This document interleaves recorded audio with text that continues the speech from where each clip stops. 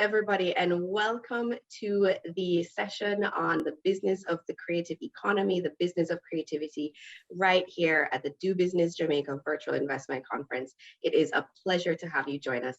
My name is Renee Robinson. I'm the Film Commissioner of Jamaica and the head of the Film, Animation, and Music Unit at JAMPRO. And I have some amazing guests who are bringing a wealth of knowledge with them today. And I hope, well, I don't know how we give rounds of virtual applause these days, but you know, we're all here in virtual land, and it is a pleasure to have you. So joining me today is Andrea Dempster-Chung and Maurice Hamilton. And I am going to let you know a little bit about them, and you're going to see exactly what an amazing panel we're about to have today. So Andrea is the co-founder and executive director of Kingston Creative, a nonprofit organization seeking to transform downtown Kingston through arts and culture. She has held senior management roles in the government of Jamaica, Digicel, and Grace Kennedy, and is also the founder of Bookophilia, a bookstore that promotes Caribbean literature. Andrea has recently managed the arts portfolio of the British Council, where she developed strategy and implemented key projects in film, literature, visual art, and many more in order to drive the creative economy in Jamaica. So a longtime collaborator and colleague. Thank you, Andrea, for being here this morning or this afternoon or whatever time it is that we are in virtual land. This day. Thank you for joining us today. Thank you. You're very welcome. Great to be here. Maurice Hamilton brings a wealth of knowledge and more than 25 years of experience in all things entertainment. A little key thing, he started out as a radio DJ, as a disc jockey. So that was way back in the day, Maurice. Yes, and he is now the CEO of the SMC Group, which he formed in 1999, and Maurice has spent the past 20 plus years working with entertainment talent and global brands to create and develop entertainment-based assets. And he has recently set up his head office right here in Jamaica. So thank you for joining us as well, Maurice. So today we have Maurice Hamilton and Andrea Dempster-Chung with us. Thank you both for being here. Thank you. All right, Thank great. you. So we have a big topic to discuss today. I know when we were doing our prep session, it was, we were talking about all of the various permutations of how the business of creativity functions and how do we actually make this discussion valuable to the audience that's joining us today, which is investors from all over the world who are trying to engage and interact and intersect with the business of creativity. So I want us to just start off by talking a little bit about the creative economy.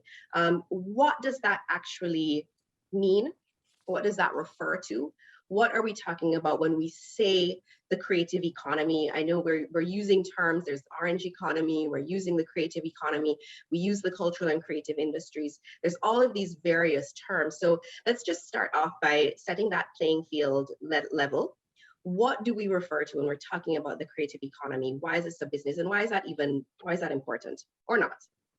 So, Andrea, do you want to go? Sure. So, I think we need to go back to the common definition coming from the United Nations in 2004. So that's when it was defined that it's a cycle of creation, production, and distribution of goods and services that use creativity and have intellectual capital as primary inputs. Right? So there's some commonalities. Yes, there's loads of different names. It's referred to as the orange economy. If you're coming from the IDB, sometimes the entertainment economy, more recently, the creator economy. And this is one of the challenges for investors because defining it is complex, right? But I think we have to agree to disagree on the definitions so that we don't miss the opportunity. So there are some commonalities. I'll go through just basically what the United Nations kind of the UNCTAD, United Nations Council on Trade and Development definition is. They're divided into 4 sections that deal with heritage, arts, media, and functional creations. So they've got the traditional cultural expressions, your arts and crafts, your festivals. You've got the performing arts, very, very traditional, music, live music, theater, dance. You've got audiovisuals, which is your film, your television, your radio, your broadcasting. You've got new media, which is software and gaming, any kind of digitized creative content. Then you've got creative services, which includes architecture, R&D, advertising, then design, either interior design, graphic design, film and jewelry, even making of toys, then publishing and printed media, which is where our books and our literature comes in, and visual arts, very traditional. This is your painters, your sculptors, but also now your digital artists and graphic artists making NFTs, right? And then you've got your cultural sites. So this one is, any kind of historical or any kind of sites with a cultural underpinning that forms part of your creative economy. So if people are going to your national library or to your national museums or to Trenchtown Culture Yard, that's part of your creative economy. It's important to note that, when you start talking about orange economy, there's very little difference. Right. The orange economy, they've started looking at things like gastronomy, which for Jamaica is huge, right? We've got jerk, we've got different things that differentiate us in the gastronomical field. They also look at ecotourism, and they also include sports, huge for Jamaica as well. So for me, the creative economy, I think we just need to agree on what the common factors are, agree to disagree on the definitions, and understand that what we're talking about is anything that is coming from intellectual capital and converts an idea into a product. No, that's excellent. Maurice, where do you fit into that? Because that's such a broad areas of opportunity for the creative economy. Definitely. Look, I think there's a lot, and I think if you're a first-time investor looking at the creative industry as something, don't be discouraged. There's somewhere where you can definitely fit in, is what we've just heard. I think from our perspective, we drop into kind of the advertising and marketing community, and we work in a particular set of areas in terms of where we work with brands, international brands, in terms of communicating with their consumers. So it's more so a combination of things, talent that sits in front of the camera and then talent that sits behind the camera. And when you think about traditional advertising agencies, this is the kind of role that they play in terms of helping brands in terms of their communication. And there's a whole list of verticals that we could go into in relation to that, from PR to creative to digital media and so on and so forth. But us as an agency, we work behind the camera in the majority of the cases. Yeah. Definitely. One thing that just struck me when you were speaking about the breadth of the economy, Andrea, is extracting data from somewhere like UNCTAD.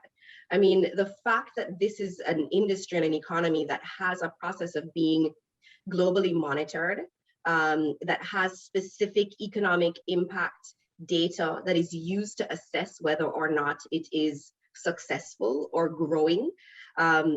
These are the things that I think are really important as we think about how to invest in this, because some of the things that emerge from that is the contribution to jobs. We talk about what are the areas that we say that the creative economy is successful for society. We talk about employment creation. We talk about capital expenditure.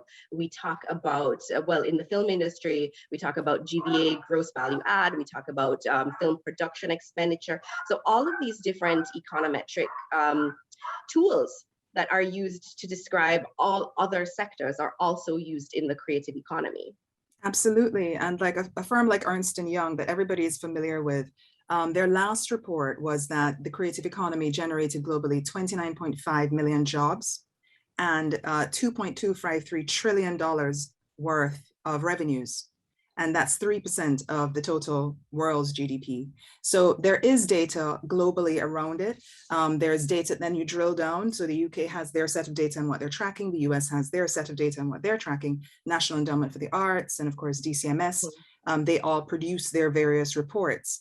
In Jamaica, the Ministry of Finance in 2020 did an estimate, and they estimated that the creative goods accounted for roughly 84.1 billion Jamaican dollars in terms of creative services, not including copyright, and that the estimate for the revenues from copyright services was 105.3 billion. So all in all, about $190 billion pie in Jamaica is the latest 2020 estimate. And even if, you know, we don't have exact data or as advanced data, which is one of the challenges for investors, right? They come to Jamaica, they say, okay, show me your data. And that is one of the challenges, you know, the instruments for even tracking this are still being developed. And then you'll have things like technology that kind of come in and change the models of so quickly, you know, it's hard to keep pace. But for an economy that is so service oriented, tourism oriented, this is an opportunity to diversify. It's $190 billion, and we can't afford to leave it underdeveloped. That's the bottom line. So again, we have to be able to proceed with, you know, without an exact clarity on the numbers. Yeah, absolutely, absolutely. But this is sort of very big picture, broad. You know, this is the scope of the industry, the potential value of it, the ways that it can be, you know, the opportunities that exist. But how does it actually make money? You know, what are the things that are driving the money-making process? And I think, Maurice, I'm more directing this at you. Sure. What are the actual things, like in your business or in the general scope of it? How does one make money?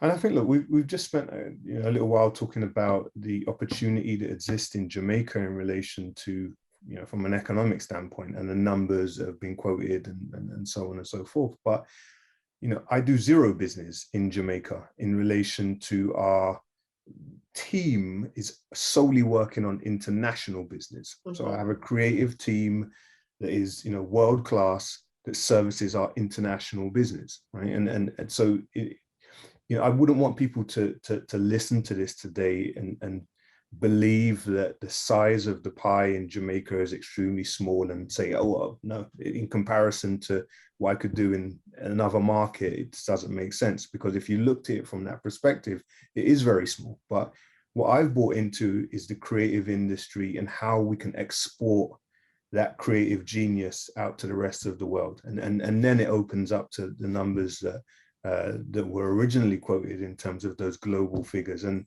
you know, to answer your question, the areas which I focused on in particular in coming into Jamaica are definitely creative. So creative in terms of storytelling. So how do we ensure that, you know, we're getting the best minds in terms of storytellers into the space and giving them all of the different resources that they need to be able to service global clients? Because, you know, it's happening everywhere around the world where, you know, I've got agencies that I work with as an agency that are based in Asia Pacific, that are based in Latin America, that are based in Africa, that are servicing clients out of the US, servicing clients out of Europe. And there's no reason why Jamaica can't be exactly the same. And this is what, you know, my position was when coming into Jamaica. I wanted to build a team that could compete on a world scale. And as I said, across multiple disciplines. So creative being one, digital being another. So digital being the creation of assets, or whether it be, you know, communication. And there are so many other areas, like not to, you know, speak about music, because whether it's music supervision or the creation of music, all of these are great opportunities that exist, here in Jamaica. So definitely. Yeah, I think one thing that you just said a while ago, I mean, the difference between creative services and creative goods. And so, you know, there is, when we think about the money-making process, we usually think about it in terms of, I have a product, the value of the product, to create this product costs X. I can sell it for Y, and I need to replicate it Z times in order for me to start seeing profit, right? And so that's how most, when we're thinking about business and economy and how we make money, that's the traditional sense of it. But as you rightfully said, Maurice, there's the creative servicing side of it that, you know, it essentially is limitless in terms of its potential. And, you know, I mean, even just something like asset valuation and understanding how to price a service, or where do you fit in that market? You know, what are some of the factors that come into play in making some of those very specific business decisions, but for a creative service, as opposed to, you know, a hotel room or I mean, we know in the hotel industry, they know exactly how much like per square, like square foot of whatever, this is how much it costs to build this hotel or whatever it might be. You replicate that to the 1,000 rooms. What are some of the decision-making things that come to play when you're trying to figure out how do you make money from a creative service? Sure. Well, look, it's not an easy question to answer. We have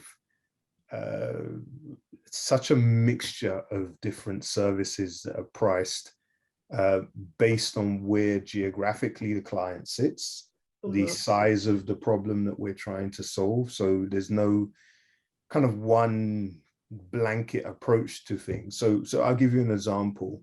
Our strategy work. So when we're working with clients in relation to procurement strategy, so they say that they want to sponsor an event. So they want to sponsor a football team or whatever the case may be. And they say, well, what's the cost of this? How do we understand, how we should be spending our money and what would a return on investment be?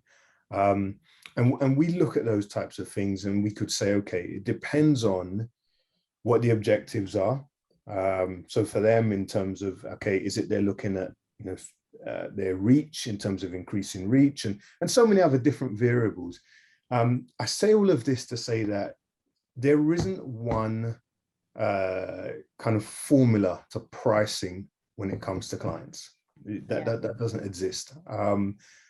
I would say that the rule that we've always kind of chosen is go in and pick the biggest problems and hopefully we'll get the biggest returns, right? And that's kind of worked for us with our clients around the world. But yeah, I don't think you can't really price different sectors to say this one, and yes, obviously certain areas perform better than others. So if you think about like a WPP, for example, where they're a network agency and they'd have digital and they'd have creative and they'd have PR and they'd have all of these different verticals in which they work in, yes, you'd have certain categories that perform better than others. But as I said, when it comes to pricing in those categories, it's extremely hard. You can't, there's no kind of one approach. Definitely, which is, of course, one of the challenges of the creative economy. But what about, and Andrea, I'm going to direct this one to you in terms of impact. So, if we think about, this is the creation and the product, it's like you have a product, you've got the R&D, you have the creation of the product or the service and all of those things. You price it, you figure out where your market is, you figure out what your audience is going to be, who the demand is going to be, where is who are the clients. So you figure out all of that stuff. And then in terms of now impact of that product or service, I mean, we know that the creation of these global hubs, for example, the impact that the introduction of a creative economy has into a place or into a space or into, transformation of a society, which might not necessarily have a tangible financial, like this is the monetization structure. So, like where do you see the impact of it in non-financial ways? Well, you're right. There's impacts in the financial sense and then in the kind of global national development sense that comes along with this. So there's a lot of reasons why governments invest in creative economy, and there's a lot of reasons why private investors would invest in creative economy. I think we have to go back to the process and then look at the subsectors so that we can actually make this real for people listening to the conversation. So remember, the process is you create something, then you make it, and then you distribute it, and then it's consumed by an audience. Super simple. But then we're talking about all these different subsectors, right? So the creation of a film is different from the creation of a dance, is different from the creation of a sculpture, where I need to import different inputs, right, in order to make this. So if we're looking at, how do I invest? How do you make money? Where's the money for a private investor? You'd have to make sure that there's an enabling environment in place, right? So if you're creative, for the creative process of a film, a dance, a book actually needs to import something, then we need to make sure that those policies from the government side are, amenable or convenience or makes sense, allow the person to get in the materials they need for their creative production at a rate where it's competitive. So that's the policy, governance, and coordination kind of side. Then when they're making, there has to be also a drive around the protection of the IP. Jamaica's had a history of making a lot of stuff and not protecting it.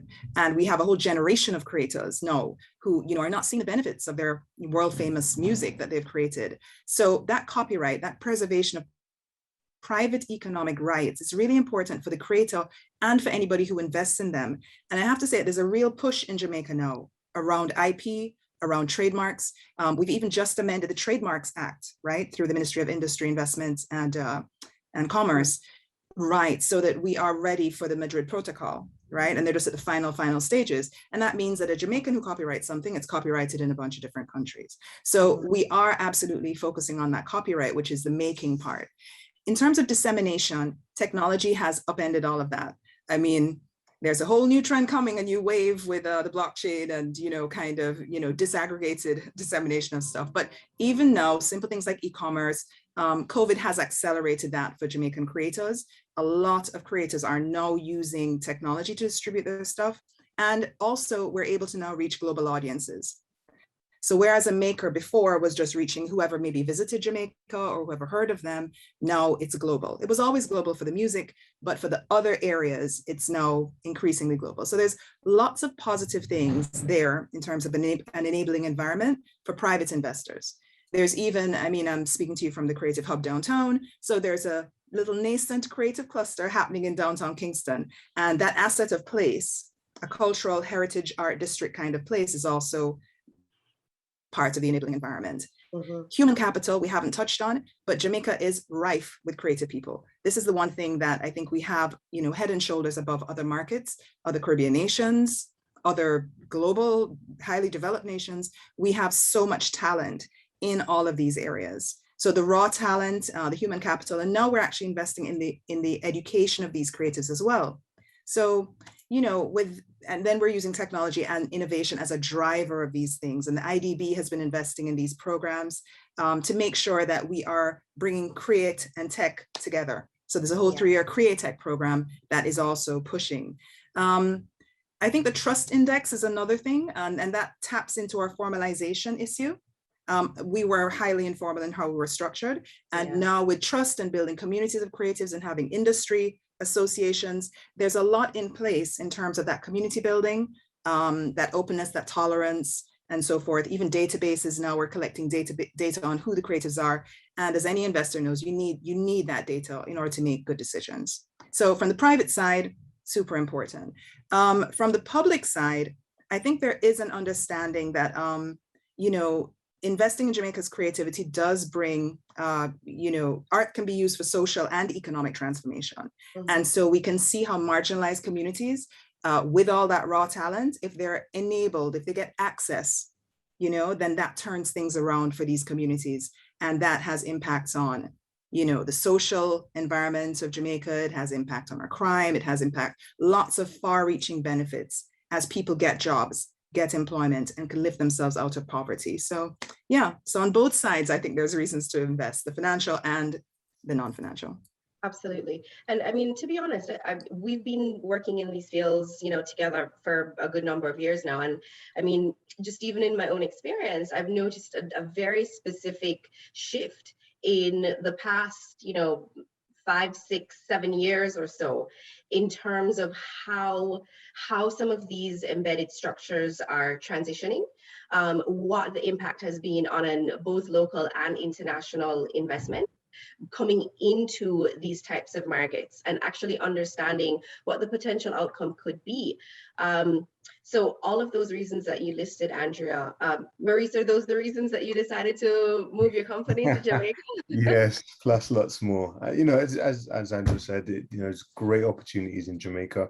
And us as a company, we have invested, you speak about, the public sector, we've invested in that public-private sector relationship with our work with Edna Manley College and trying to find a way to develop and catch that talent in its early stages. So they have you know, the best resources, access to relationships on an international scale. Like, these are all the things that we believe in will make all the difference for not just them as creatives, but us as a company, ultimately, where, you know, we bring those people on and allow us to grow in terms of our team and so on. So yeah, no, I think, look, there's so many opportunities in Jamaica. It's just coming down and speaking with the right people, and, you know, JAMPRO is a great place to start with all of that, of course. So yeah. Great.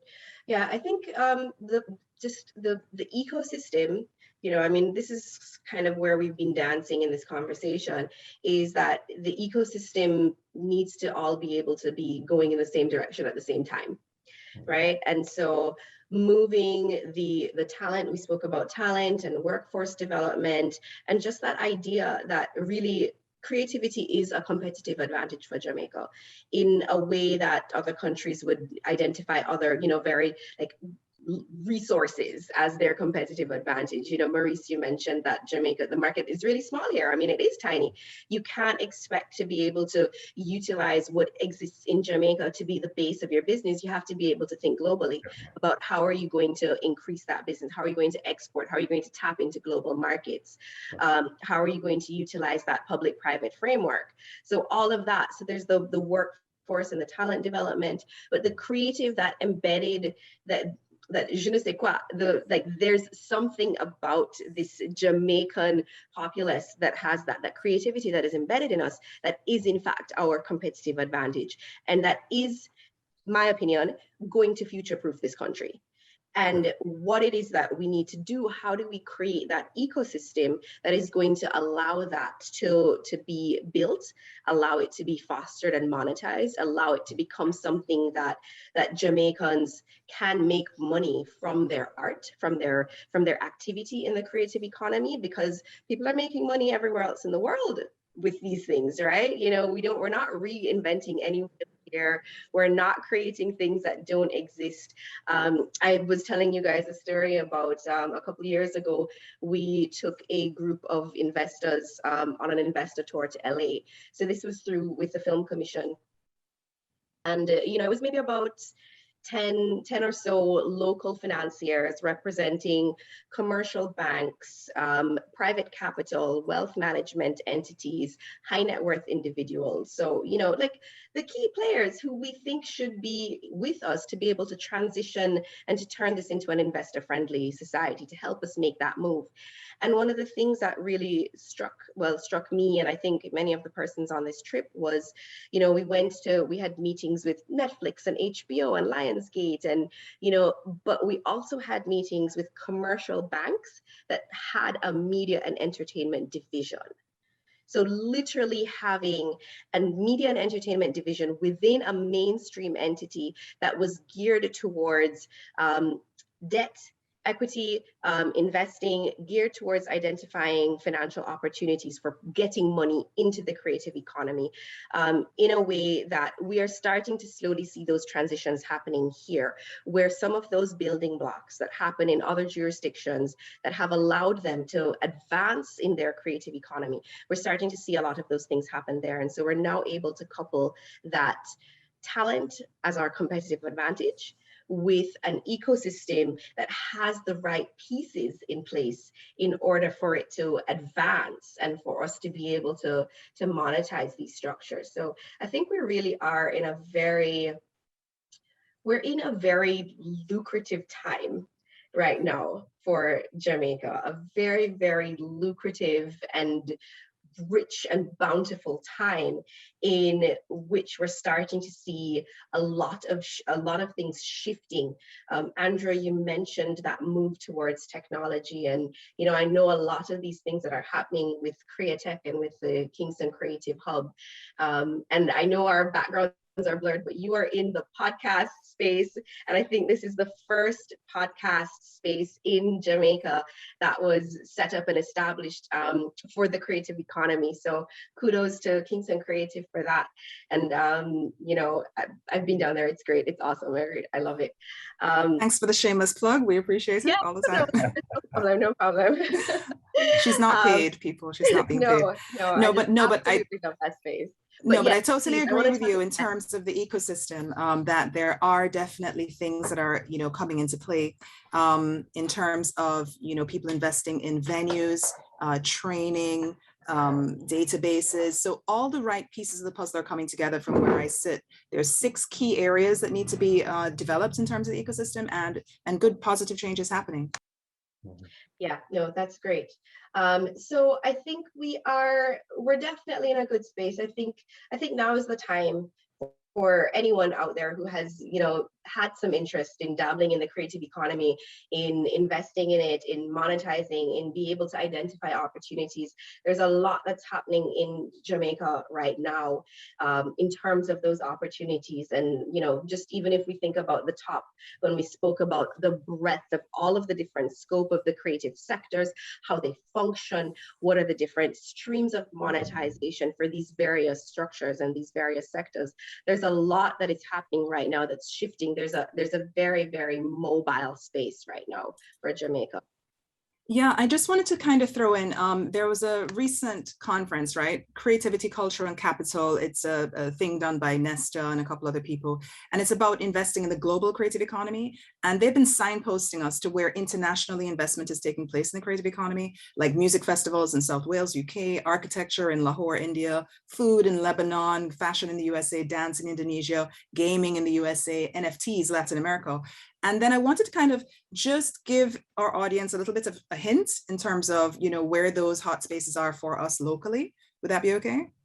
And guys, just weigh in. I'm happy for everybody to disagree, but music, I think, is number one, because you can see that Proteges, you know, just signing deals with like majors like RCA.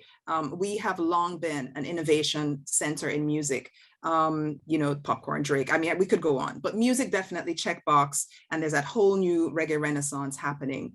And, you know, I just want to mention that it's not Jamaica yet, but there is a young musician out of Barbados who is distributing his music via NFT. And I think, you know, he sold 4 tracks of his name is Halik Mall out of Barbados. He sold 4 tracks for 56F, which is the equivalent of $235,000 US for 4 tracks, just like that. And that's about 58,750,000 Spotify streams. So that distribution thing for music is being shaken up as we speak. Lots of opportunities for music. Dancehall, we've always been exporting dancers, and there's a number of new studios. You see our dances in videos. So dance is an area where, you know, you can see clearly the creation down to the distribution. You can see the whole value chain. Fashion, especially the niche of modeling.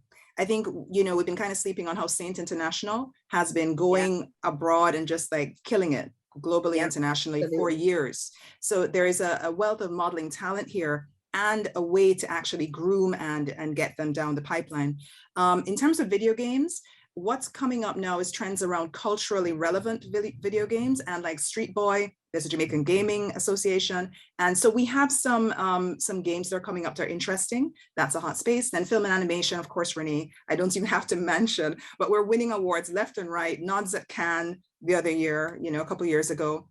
Graphic design and illustration, we're even getting nods from Adobe. There's a Natasha Cunningham who, you know, she was Oprah, she was in Oprah, Adobe's shouting her out, and you know, she's just really at that level. And there's a number of these designers behind her. Cultural tourism, of course, Jamaica itself and Kingston particularly is an asset, right? And so I think there's a huge gap there on Airbnb experiences. If you search, there's one Jamaican on Airbnb experiences. And so there's a huge, and it's a huge trend. So that's an opportunity. And then in terms of literature, we've won every prize from the Booker to, I mean, I can't even say, but Marlon James, Kai Miller, we have a wealth of writing talent, a number of local publishers, and away from the University of the West Indies right up, where we're developing this writing talent. So the only thing we haven't won yet is the Nobel, I think, Prize for Literature, but I'm sure it's coming. No pressure, Kai. No pressure, Kai. But yeah, in all those areas, I think there are really, really positive indicators for investors, and I'd be happy to share more if anyone is interested. They can always reach out. Yeah. No, that's great. That's definitely the type of information that I wanted us to be able to raise today, because the opportunities are there. The opportunities are definitely there, and the structures are shifting to be more welcoming and to be able to advance these things. And as Maurice is demonstrating, the drive and the demand and the investment readiness and the desire to actually put money into these things is also there, both globally and internationally. And the connection is also there, Renee. There's something that's needed for an investor-friendly environment, which is the level of connection to the world. Yeah. And Jamaica, because of its huge diaspora, there's more Jamaicans outside than in, or is it equal? Close enough. But yeah, that connection means that we're not isolated. We're very, very connected to the world. We're 2 degrees of separation from probably an investor sitting listening now. So, that connectedness, I think, is really important. And the diaspora niche as well. There's people in the diaspora developing a Caribbean metaverse. There's people in the diaspora who have a media investment arm. I'm thinking of like Blue Maho Capital, right out to the US, who are focused on investing in Caribbean. So, and in the creative economy specifically. Absolutely. So there are a lot of opportunities here. We just have a few more minutes. So I want to close by asking you guys, what are you working on? Is there anything that you want to share with the audience that you're working on that you think they should know about? Maurice, I'll start with you. Sure.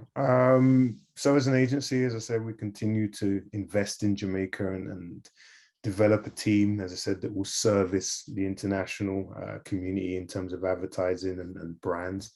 We have a number of different things that we're doing with Edna Manley College. I spoke about earlier, us being a resource to them to, one, educate students in relation to whether it be IP or just how to operate within industries, because we found that there was a lack of information when it came to business outside of the region. So how you should be working in the category, as I said, on an international level.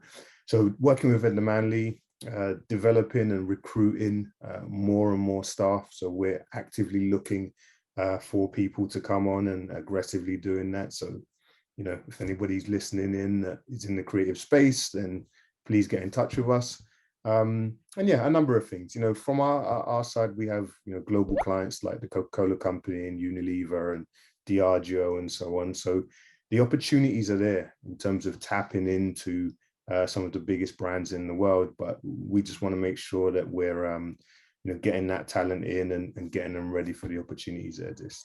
So yeah, go.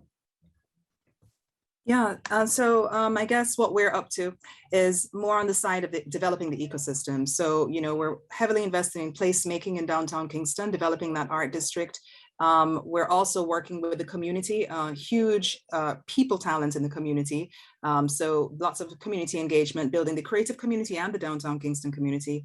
And then, of course, with the CreaTech program, as you mentioned, there's strong investment in capacity building. So from hackathons to incubators to accelerators to just training courses, free training for creatives and certification, we're really investing in making sure that all of those things are there. And huge shout out to our partners at the IDB and Tourism Enhancement Fund and loads more that help to make this a reality. Great, thank you.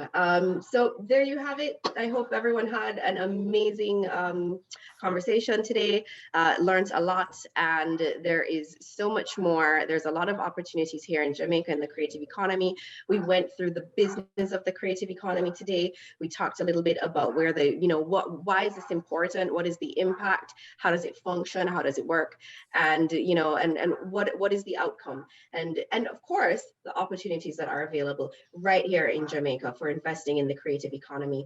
And where do we go from there? So I'm gonna give it a wrap there. Thank you for joining us. We had Maurice Hamilton, he's the CEO of SMC Group, and Andrea Dempster-Chung, co-founder of Kingston Creative. And thank you both for joining me today. I'm just eternally grateful for the knowledge that you were able to share with us. And I look forward to so much more. Thank you. Thank you, Renee.